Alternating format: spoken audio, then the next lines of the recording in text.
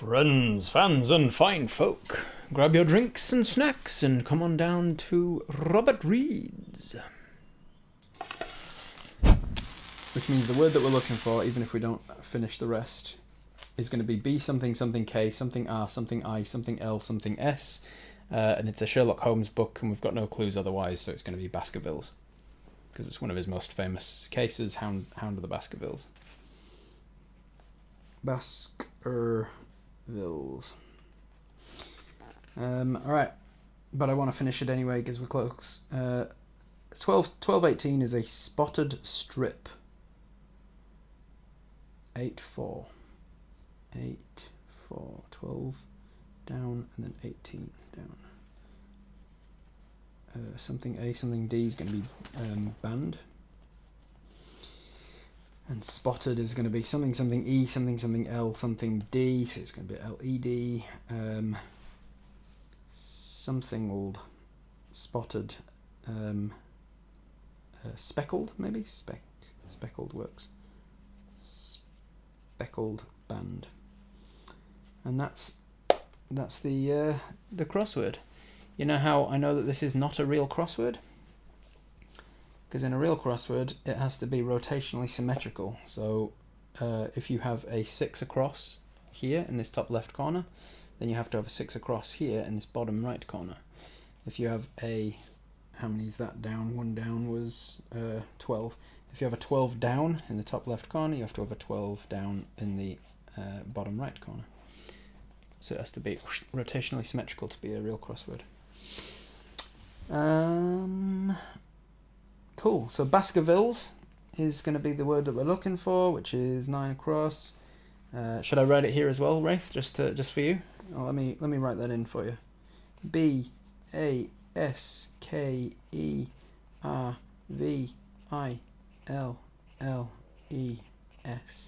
And I'll underline it.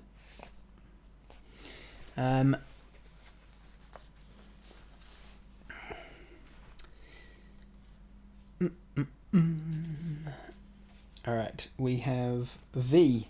So I need to turn the code wheel to V. ZYXWVUT. V. The colour is yellow. Code wheel shows yellow, turn to 99. All that just to get the next piece of the puzzle. Worth it. Was it worth it? Let me work it. Put my thing down, flip it, and reverse it. Is your flimming if you know you? Lord Baskerville came from 7, correct. The word puzzle has reminded you of a previous adventure. That business with Sir Henry involved a note like the one we received tonight, made out of newsprint letters, you say. You mean Lord Baskerville? Asks Watson, looking up from the unconscious man. Indeed, Watson. Although this time I think there's more to this torn note than there was in that case. I believe it's been very carefully put together, and perhaps more to the point, tampered with after it was created. This encourages you to look once more at the note, and consider all the letters that have a nick on the left-hand side. On its own, the answers don't seem to make sense. Perhaps if you discover more clues, a solution might begin to reveal itself. Pushing the newspaper aside, you open the folder you took from the drawer marked H. It contains a single piece of paper with a short message written on it. Cool. So there's a little key here, and it said at the beginning... where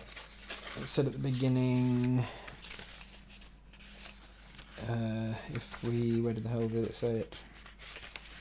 Yeah. Holmes believes the key to this adventure can be found in 3 parts. On their own, they might not make sense, but once we've found them all, we might avoid unlocking doors we do not wish to pass through. So that key is one of 3 parts, I guess. So we look at this one, where all of the where I got the 39 and the 48 from, which was the letters that are in different colours and stuff.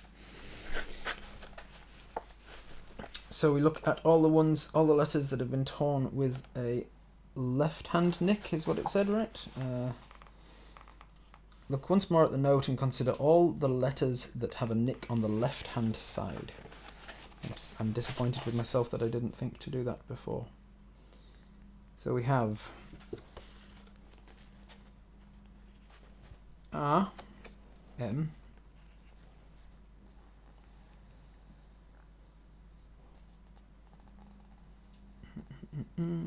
B, R and B, RMBO, RMBO, ERMBO, RMBO, and Rumbo was his name. Oh, it's Rambo. Rambo's the one that's in. That's the troublemaker. Rumbon. Urmbont. Urmbont.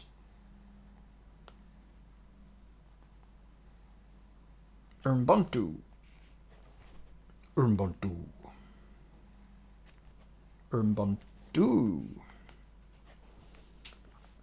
Urmbontu. Why? Urmbontui. Da da da da da da.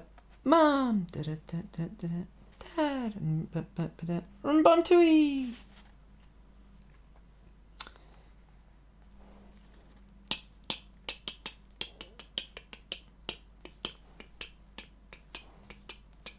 Umbontuita.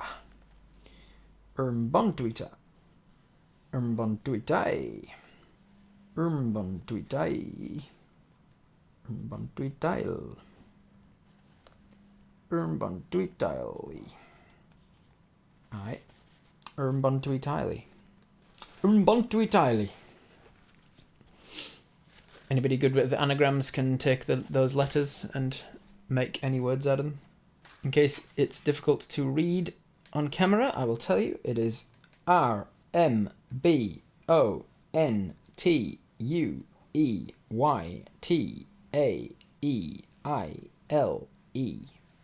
On its own, the answer doesn't seem to make any sense. Perhaps if you discover more clues, a solution might begin to reveal itself. I suppose I could now just go through and grab all of the ones that have a nick in the top, grab all the ones that have a nick in the right, etc., but I don't want to do that. Pushing the newspaper aside, you open a folder you took from the drawer marked H. It contains a single piece of paper with a short message written on it. Read the message, turn to 52. I'm curious whether I'm curious what would have happened if we got the clue wrong from the code wheel. 97 and 59. 97 would have said, a short message. That's the trouble with word puzzles. They're ultimately unsatisfactory because they're artificial and lack any of the rigour and reality of evidence, data, and deduction. Have you solved it, Holmes? asks Watson, looking up from the unconscious man and raising his eyebrows at the peeved expression.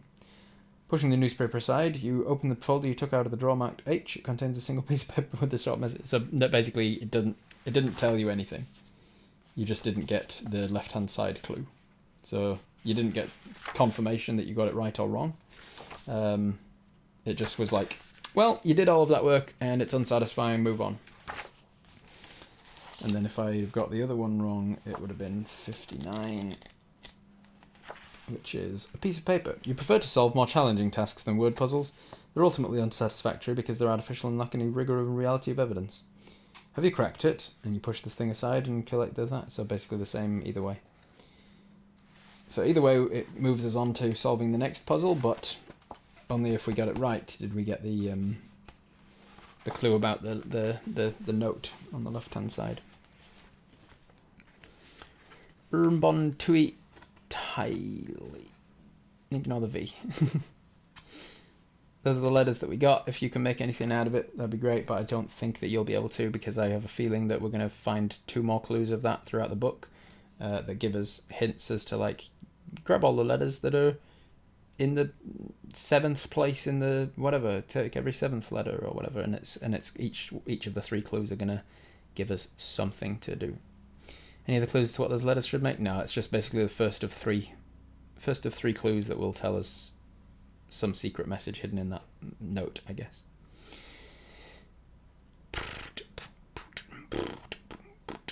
Had to go and educate Sprogg on the masterpiece that was Work It by Missy Elliott.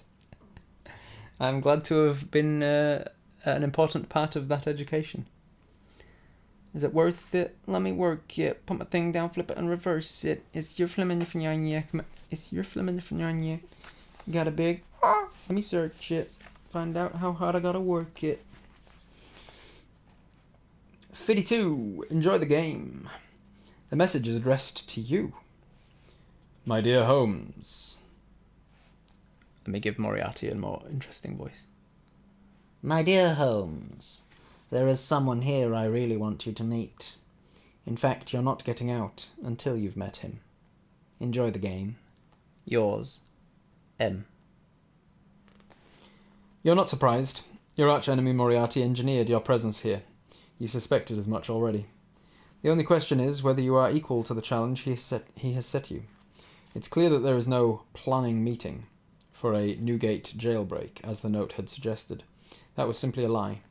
But something else is going on, and Moriarty is deliberately keeping you here to prevent your interference. Take the original letter out of your pocket. Turn to 25. I don't mind if I do. The underlined letters. You look at the original note once more. Some of the letters are underlined. They spell out a number. Turn to the number you discovered. I already worked that shit out, mate. I could have done that way back. I could have done that when you first gave me the note, because I noticed that it was underlined. The underline is the 41? 48, yeah. Underline is 48.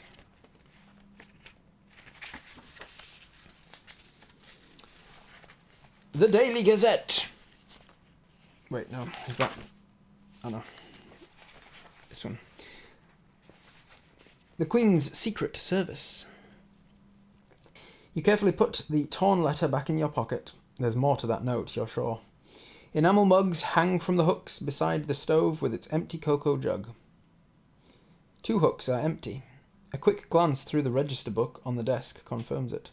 There were 2 people on duty tonight, a foreman and an engineer. This chap is still out cold, Holmes, Watson says from his position on the floor. But his hand has started twitching in a most peculiar way. You squat down next to Watson and lift the unconscious man's right arm to inspect his hand. It is too clean to be that of an engineer, and there is a smudge of blue ink on the index finger. So this is the foreman, and the work on the word puzzle was his. You said that the smudge on the word puzzle was soot, and now you seem to imply that it's blue ink. Is that a mistake? Watson is correct. This man is making the smallest of turning motions with his hand, alternating clockwise and anti-clockwise. You count them carefully. You walk towards the portrait of the Queen. Your hands naturally hold the frame about a third of the way down, just as you'd expected. It is easy to lift off the wall. Take down the picture, turn to 96.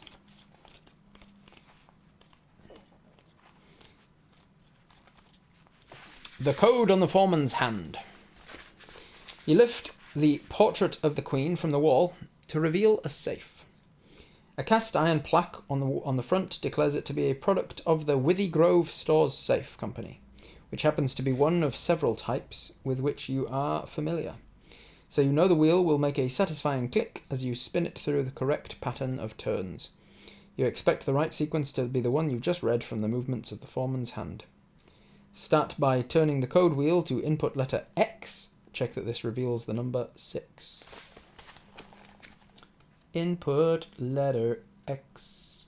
It reveals the number 6 indeed. Turn the dial anti-clockwise 6 spaces. Anti-clockwise would be this way. Turn the wheel anti-clockwise. So the wheel itself is turning as if it's going anti-clockwise. Kind of like if it was the face of a clock and the hand was stationary. Yeah. 1, 2, 3, 4, 5, 6. Note the number shown on the dial at the end of that first move. Turn the dial clockwise as many spaces shown by that number. Output number 1. Turn it clockwise 1. Output 7. Turn it anti-clockwise that number. 1, 2, 3, 4, 5, 6, 7. and then turn the dial clockwise, the number of places shown by the number at the end of the third move, which is 3. Clockwise 3. 1, 2, 3. You are finally in position. Carefully note the output letter. There are instructions at the front of the escape book if you are unsure. The output letter is I. I will rub out the markings that I think Talia has made here of the numbers that you should be turning in each direction.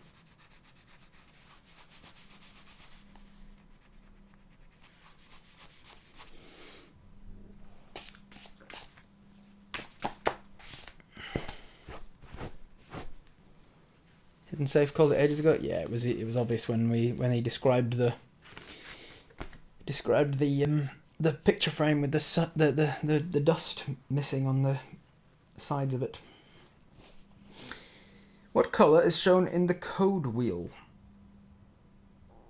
It's in the code. Oh, sorry. Wait. It's in the code wheel, so the output letter shows. So the input letter shows the outputs, the previous output. The input letter should be an I. Click. There we go. And then the colour is definitively blue. If it's blue, turn to 63.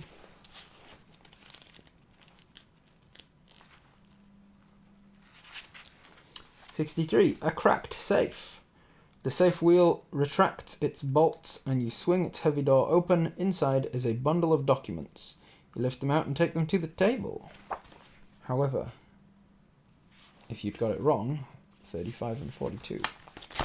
Today, 35.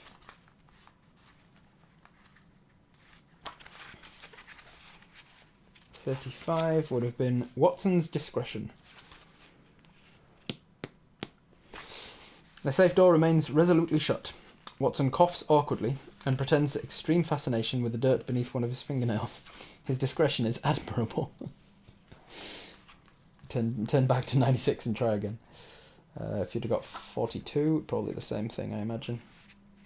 A raised eyebrow. You turn the dial, but the safe door remains resolutely shut. Watson raises an eyebrow, but he is a decent chap and says nothing. Turn to 96. Very good. So it just gives you... It's like, obviously, you know if you got it right, because the safe opens. 63. A cracked safe. Yay. Inside is a bundle of documents. You lift them out and take them to the table. Sit down and look through the documents. Turn to 46. This is fun. You guys having fun? I kind of love Watson. He's great, yeah. I used to say that James Bond was my ideal role as an actor. Like the role that I would love to land one day. But a few years ago, maybe like 10 years back or something, it changed to being Sherlock Holmes. I think Sherlock Holmes is much more my style. I do love the idea of playing Sherlock Holmes one day. I'm not sure what in. I have a Sherlock Holmes character for D&D that I played in all of like 3 games before my friend basically gave up DMing.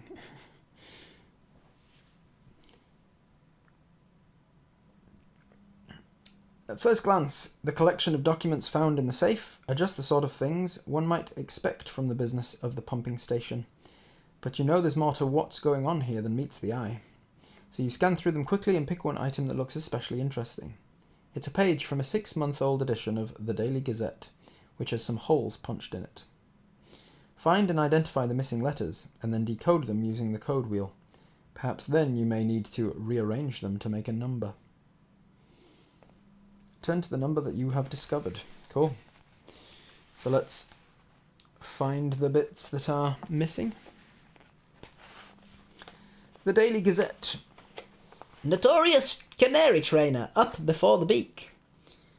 Aloysius Norbert Wilson of Eversholt Street, London, Northwest, was bound over for 12 months at Bow Street Magistrates' Court last night after being charged with drunkenness and lewd behaviour in the Tottenham Court Road.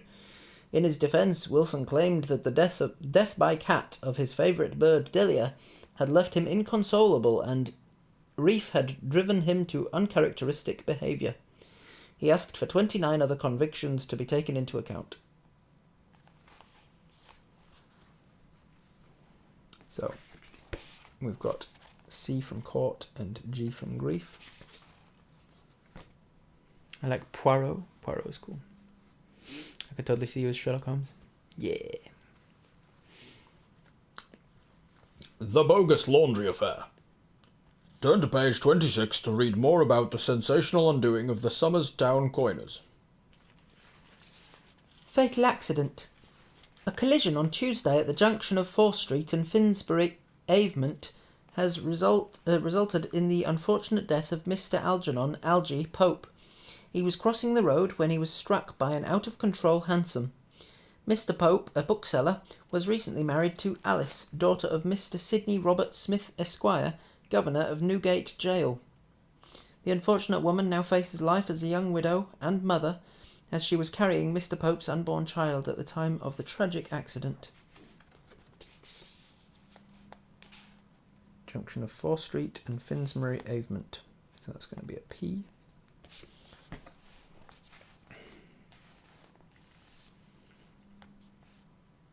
Rob's definitely a Holmes type. Not sure who'd be as Watson though. Yeah.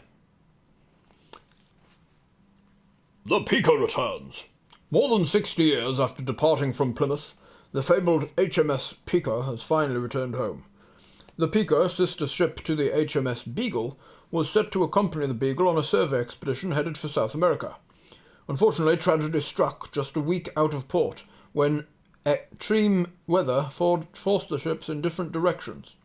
No word was heard from the Pico or its crew until now. Not ruined by the storm, the ship continues its journey down the coast of Africa into strange waters at the bottom of the world. Reverend Jackson Whitehead, the ship's chaplain, kept a diary of the trip and created a series of typographic specimens made of letter forms, numerals, and punctuation marks based on the animals that he discovered during his travels. Reverend Jackson Whitehead, circa 1850. So that was X from Extreme and J from Journey. I've just noticed that these, this is meant to have holes punched in them, so I reckon we can just, we can help that out. I'll give it a bit more realism, right? I'll just punch some holes in it. Doesn't matter that it'll come through to the other side. Fucking away. The Irene Adler Institute of Etiquette and Deportment. Ladies, do you get flustered with your forks when dining out? Worried about how to address an archduke? Uncertain that you might alight from vehicular conveyances with sufficient decorum and elegance? Fear that your correspondence is not literate? Fret no more.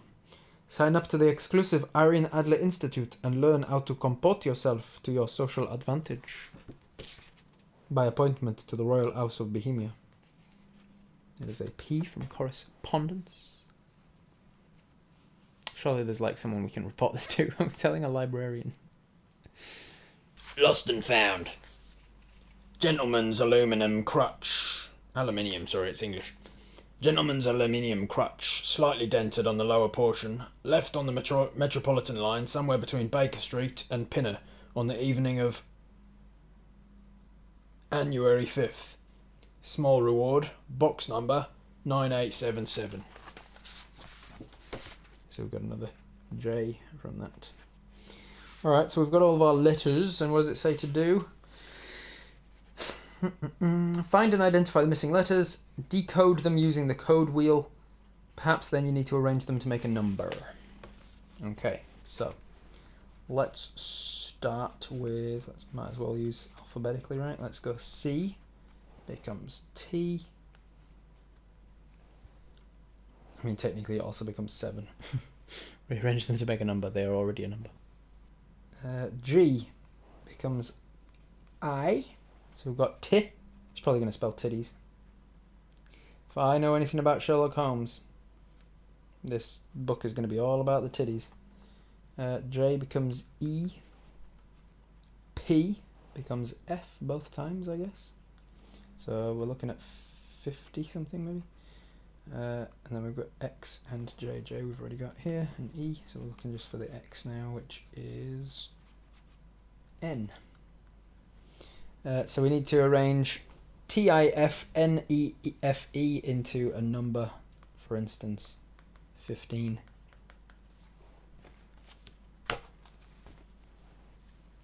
And then we need to turn to the number we discovered, which is 15. The engineer's docket. You've solved the code of the punched letters, but that's not the only puzzle amongst the documents you took from the safe. Another jumps out at you.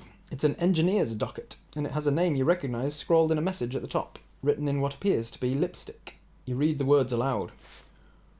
Remember Gloria Scott. Watson looks up. That name sounds familiar, he says. Indeed it should, you reply. The Gloria Scott was a ship, and the key to one of my first cases. I told you about it once, back while I was at university, and long before we met. I was called to the home of a friend, Victor Trevor. His father had died after suffering a stroke, the cause of which was apparently a letter he had received in the post. I'm just trying to pick up on any clues along the way as we go. Gloria Scott, Victor Trevor. He suffered a stroke, the cause of which was apparently a letter he had received in the post. The letter was seemingly trivial, certainly not grotesque enough to cause such a reaction. Had I missed something? If there were a hidden meaning in it, I was confident I could pluck it forth. For an hour I sat pondering over it in the gloom, until at last a weeping maid brought in a lamp, and close at her heels came my friend Trevor, pale but composed. I dare say my face looked as bewildered as yours did just now when I first read the message. Then I reread it very carefully. Wait, what? Home of friend Victor Trevor. His father had died after. I was like, Victor Trevor died and then he came in behind the maid? No, Victor Trevor's father had died. My friend Trevor, pale but composed. I dare say my face looked as bewildered as yours did just now when I first read the message.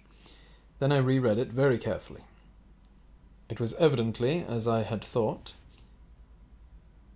and some secret meaning must lie buried in this strange combination of words. I tried it backwards, but the combination was not encouraging. Then I tried alternate words, but they failed to throw any light upon it. And then in an instant the key of the riddle was in my hands, and I saw that every third word, beginning with the first, would give a message which might well drive old Trevor to despair. You look at the engineer's docket and search for the hidden message.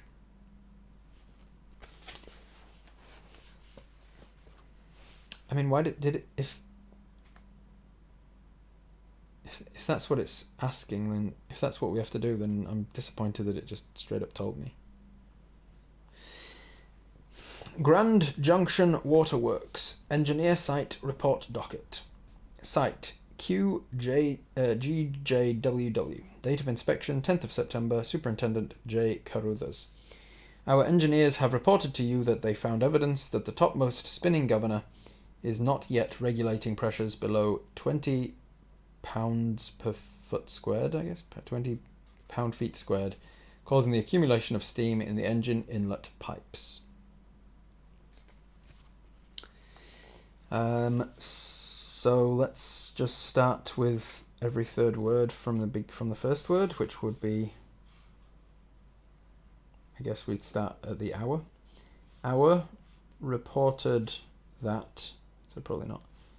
Hour reported that evidence topmost. Yeah, that's not going to be it. Maybe start on the second one. Engineers to they. No, probably not. Have you, that's a good start. Have you found the governor yet below the steam engine? Have you found the governor yet below the steam engine? Turn to 91.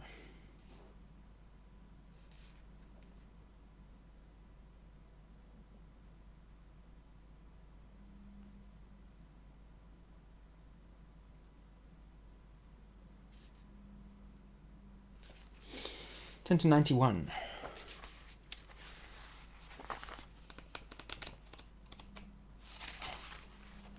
Moriarty's taunt. Have you found the governor yet below the steam engine? Moriarty is taunting you. Watson interrupts your thoughts. He's still out cold, the poor devil, he says. I haven't gotten anything on me to help revive him. I fear there will be at least one more person, possibly two people, who might need your help, Watson. Come. Come, Sherlock ejaculated. And with that you spring up from your chair and hurry out through the left-hand door into one of the engine rooms. Enter the Maudsley engine room, turn to 54. What? What? Come, ejaculated Sherlock. That is genuine Sherlock Holmes. Sherlock ejaculates many times in the original Sherlock Holmes stories.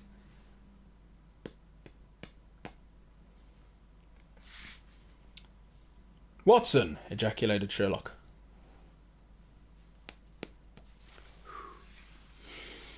Turn to 54. I'm pretty sure it was Watson that always ejaculated, though.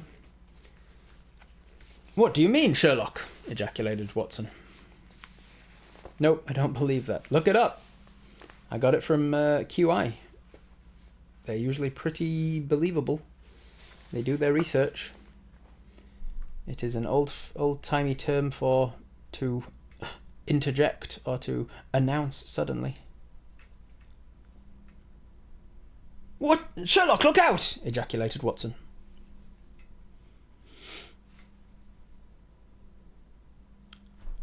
Oops, I was reading some turn of the last century book and they used ejaculated like exclaimed a lot and I couldn't help but giggle at it every single time. Yes, exactly. I got it from QI. I think maybe it was 20,000 Leagues Under the Sea.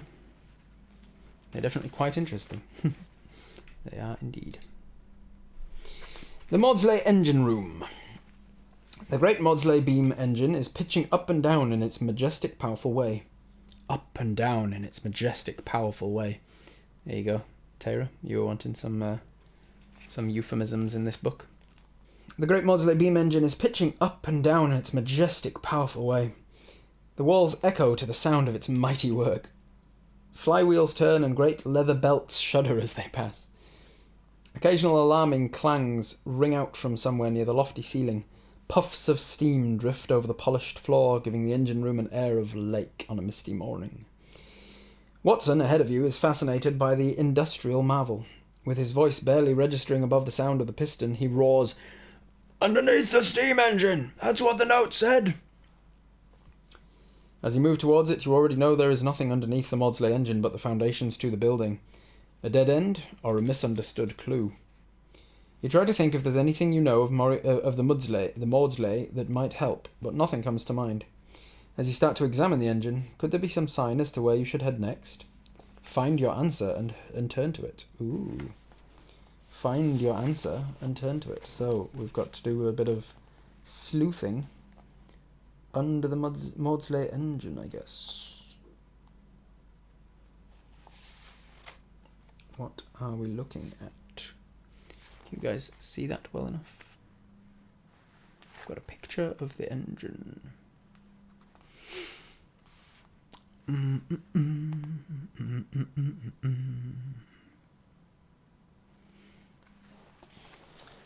So.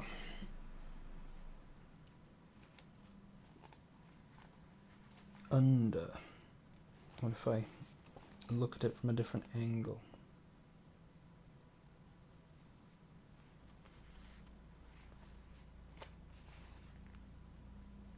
Sometimes if you look at it like this, then it foreshortens stuff and it looks like a number appears. Like here, it kind of looks like a 1 and a 2, so it might be 12 there.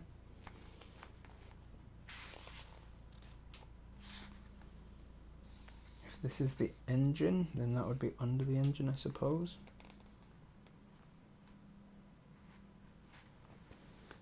There's like, I don't know what this guy's like. There's like a little guy there that's is that like his foot that's sticking out? What about if I look at it from a different angle? Trying to see if there's like foreshortening or something.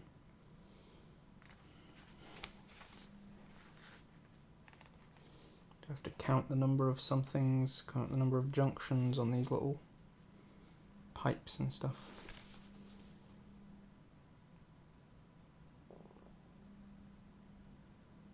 Underneath the steam engine.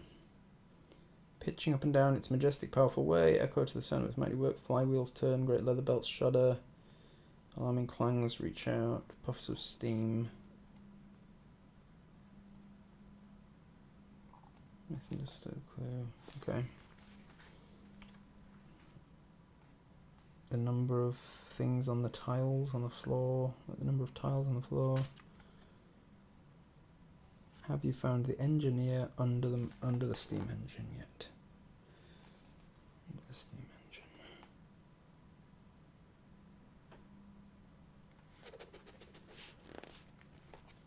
Has anybody got any ideas on this one? Ideas are now welcome if you have any. I mean, the best thing I've got here is like this thing kind of looks somewhat like a 12. Or it could also be a 9. Could be a very loopy 9. Could be a 19. It could just be a 9. I don't like. Under the engine. Under, like literally under it, is the next page over. Underneath. That doesn't seem to, like, underneath that is the magic square with a bunch of numbers on it. Don't think that's what it's going to mean. Under the steam engine. Trying to find clues in the picture. Yeah, let me hold the picture nice and still for you guys so that you can... Actually, I'll tell you what I'll do. Nice and big for you. You can see any clues at all in there. What are we trying to do again? We're trying to... So we got a clue that said, have you found the engineer yet under the steam engine? Then we walked into the room with the steam engine and it said here, as you move towards it, you already know there's nothing underneath the Mudsley steam engine but the foundations to the building. Is it a dead end or is it a misunderstood clue? You try to think of if there's anything you know about the Mudsley engine that might help, but nothing comes to mind. As you start to examine the engine, could there be some signs as to where you should head next? Find your answer and turn to it. So we're turning to it, which means that we need a number. And I'm wondering, how do we find a number under the Maudsley engine? The closest I can think is this thing kind of looks like a number to me. So like a 1 and a curly 2, or a 1 and a 9 maybe, but it's a 9 with like a curl at the bottom. It's neither a 2 nor a 9 very clearly. But those are the only numbers it could really be. I'm trying to, like, if I look at it at an angle, so it like looks foreshortened because you're looking at it from beneath the steam engine. There's also the option that it's like 11 because these two long pipes or something, but I'm going to turn to 12 and see if that tells me. It should say from 54 if I've got it right. It does not, so it's not 12. I'm going to look at the hints to see what it's expecting us to do here. Hints for 54.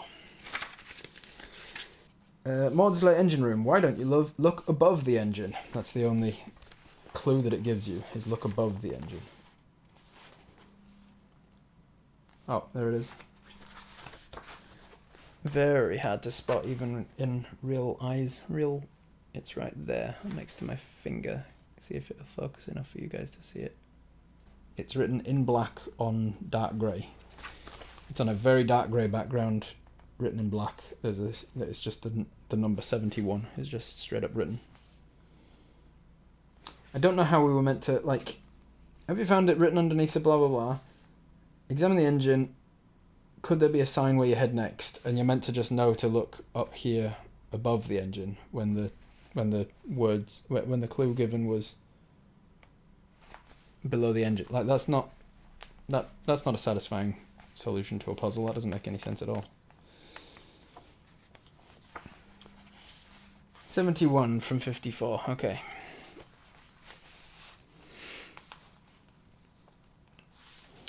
A bloody footprint. Cast iron stairs lead up to another floor, where the engine beam itself rocks up and down. Spotting something up there, you ascend the stairs. At the top you find evidence of what you had suspected. An oily rag draped over an iron railing on the metal walkway, an enamel jug beside it, and half a mug of cold cocoa. Engineers don't leave mugs on their machines unless they have been interrupted. You lean over and look down. From up here you can see someone below, beside the engine.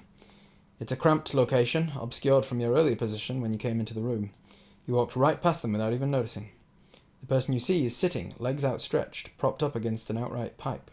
The blood on the floor tells you this is not someone resting.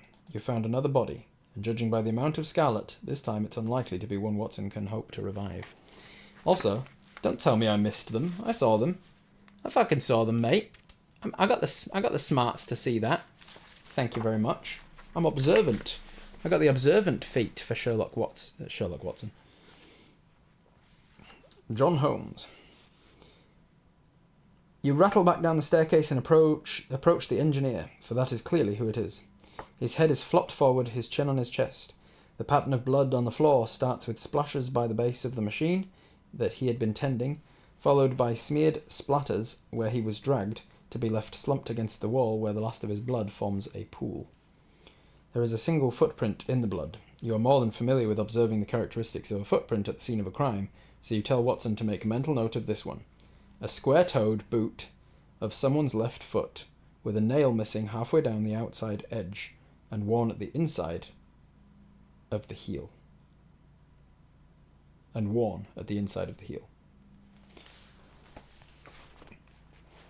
And there's the boot for you.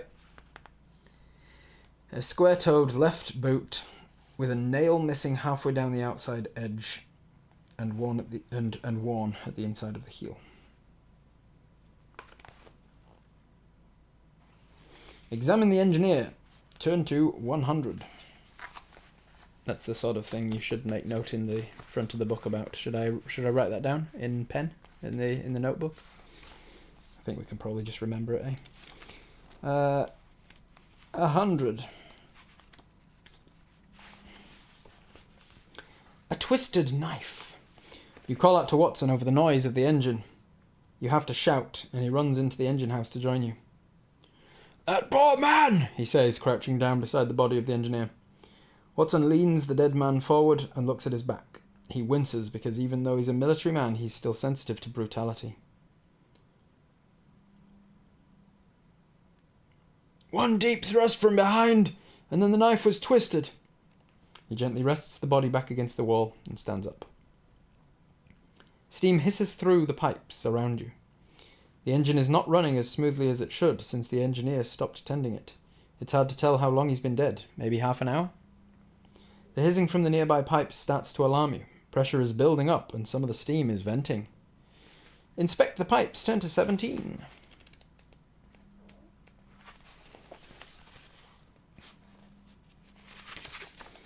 Ooh, this is going to be a fun one. We've got pressure gauges and stuff.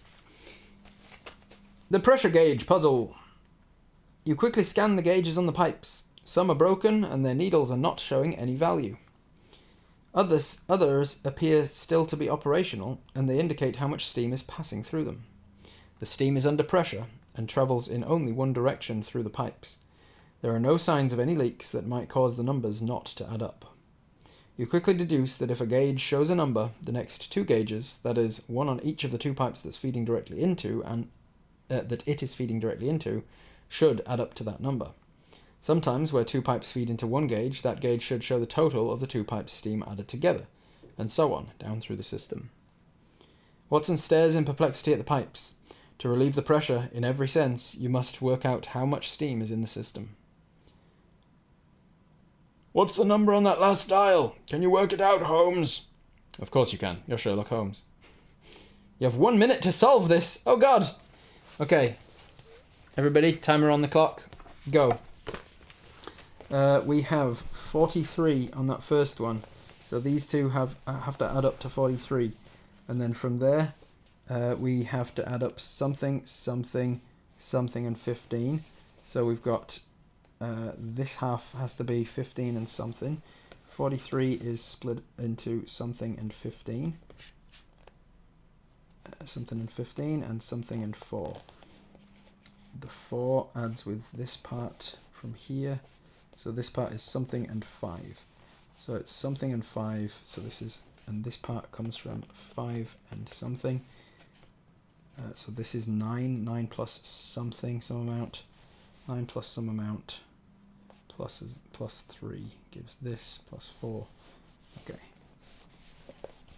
So this is 9 plus some amount onto this one. So this is 9. So this is 5 plus something. Okay. And then this side goes from here into 3 and 5. So this is an 8. So this is 8 plus 15. 8 plus 15, which goes into a 3 plus 5. 8 plus 15 is 23, which means this side is 20, which means this side is 16, which means this side is 11.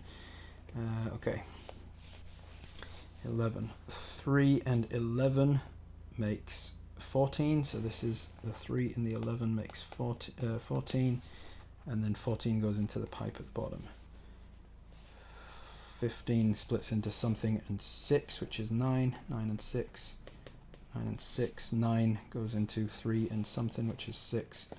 That's 3 and 6, and then the 6 feeds into the 14, so 20. 20 is the answer. Boom.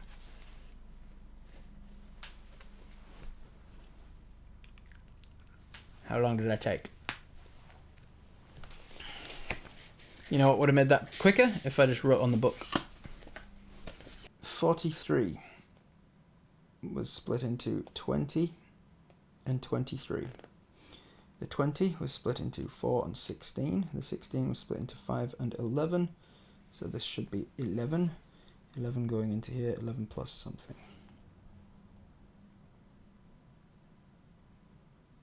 3 comes from there. 3 is 14. 14 and 4 is 18. This is 18, not 20. So this is 18. 18 comes in here. Let me double check.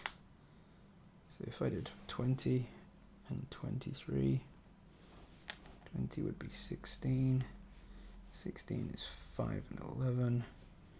11 goes into there. 11 and 3 makes 14. 14 and 4 makes 18. 5 and 3 makes 8. 8 and 15 is definitely 23, definitely 20. So that's all definitely correct. 15 is 6 and 9. 9 is 3 and 6. 6 and 18 is 24. So I got it wrong. It's 24. In the pressure in that last second, I said 14 from here. And I forgot to add in this 4, I guess. Or I said 14, but I meant I saw this 4 and took the teen, and I don't know. I made a mistake at the very end there. Forgot to start the timer. Can you do it again, please? If you failed to correctly guess the final time, in time, turn to 85. I did. I failed. Bow, bow. Alright, so I failed to correctly guess. Let's see what happened. Turn to 85.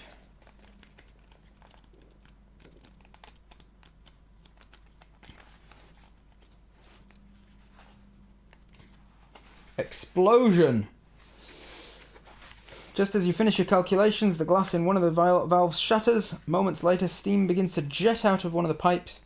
Perhaps the increasing pitch of the hissing means other things are about to break too. If your numbers are correct, the engine's running at the correct pressure. If, however, you're in error, then you might be in grave danger. You start over from the beginning, but there just isn't enough time. What started as a low rumbling is now a mighty roar, and the pistons are operating far faster than they were ever intended to.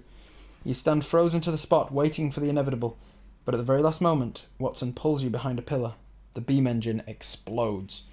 You are shaken but uninjured. Debris from the explosion is strewn across the room and has blocked the only door in and out. There's little more you can do but wait for some assistance. Wait for help, 67.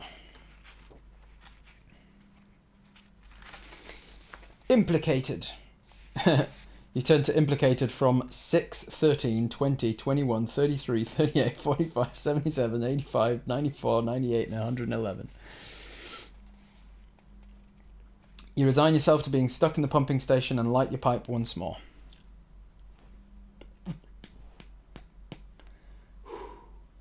If only you had your violin with you, a few bars of Mendelssohn may have driven away the stench of failure for a time. Watson gazes glumly out of the window, and you both await rescue. As the sun rises, a new shift arrives at the pumping station. The coal is shoveled away from the front door and meant... So wait, you're telling me that... you're telling me that the only way somebody turns up to save us is when the new shift arrives in the morning? Nobody realized that the pumping station had exploded. Nobody was missing water. Nobody heard the explosion. I suppose, unfortunately, this is going to be the you failed ending for lots of different endings, not just the explosion one. So they have to kind of edge their bets a bit. As the sun rises, a new shift arrives at the pumping station. Coal shoveled away from the door, and men make their way into the engine rooms. The place is a crime scene. The engineer is dead in one of the engine rooms, and the governor of Newgate Jail is chained up in the other. Was that news to us? We didn't know about the governor of Newgate Jail, did we? Waiting in the midst of it all is you, Sherlock Holmes, and your uncomfortable assistant, Dr. Watson. The policeman who confronts you, perhaps inevitably, is Inspector Lestrade of Scotland Yard. Did you know a prisoner was released by the governor at Newgate last night? Except we now know it wasn't really the governor, who all this time was imprisoned here with you. His expression is a mix of distaste and disappointment. I think you should go home, Holmes.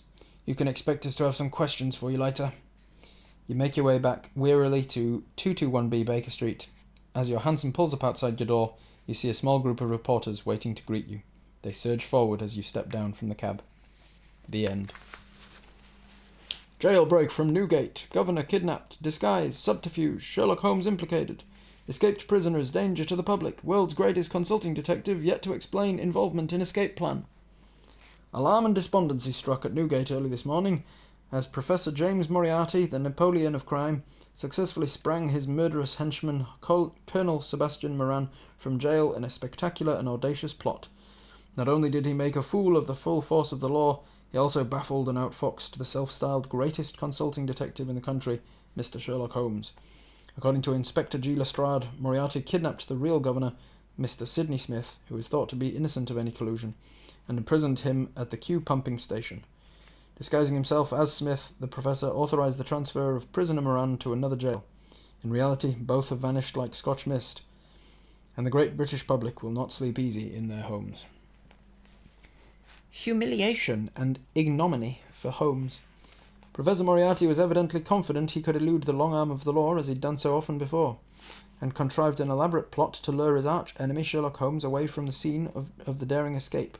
The professor need not have bothered. Holmes failed to deduce his way through the fiendish enigmas and conundrums, got himself and Watson trapped in the pumping station, and was forced to wait in shameful ignominy until rescued, along with the noble Mr. Smith. Jesus. Doesn't hold back on this book, does it? Fucking hell. We blame Watson for his incompetence. Thanks to Holmes' disgraceful ineptitude, fucking hell, mate. An arch-criminal and a murderous fiend are on the loose, thumbing their noses at the rule of law. One is forced to conclude that either Holmes has lost all his cognitive powers, or, more sinister still, that he is in covert partnership with Moriarty and both are plotting to overthrow society. The Murderous Toff. Colonel Sebastian Moran, Eton, Oxford, is the first Bangalore pioneers... Eton, Oxford, and the first Bangalore pioneers, served with distinction in the Afghan and Anglo-Indian Wars, and is a famed big game hunter and prominent member of the Bagatelle Club. Colonel Moran is allegedly Chief of Staff to Professor Moriarty, with special responsibility for security and removals. Well, that's a good place for us to take a break, and for me to go and get a little snack and something to cool down with, I guess. This Sherlock Holmes book was quite long and spread over several streams, so I'm cutting it into many chunks. Don't forget that if you want to see more of Robert Reads or even join in live, I do them on Twitch pretty regularly at twitch.tv/Robert Hartley GM.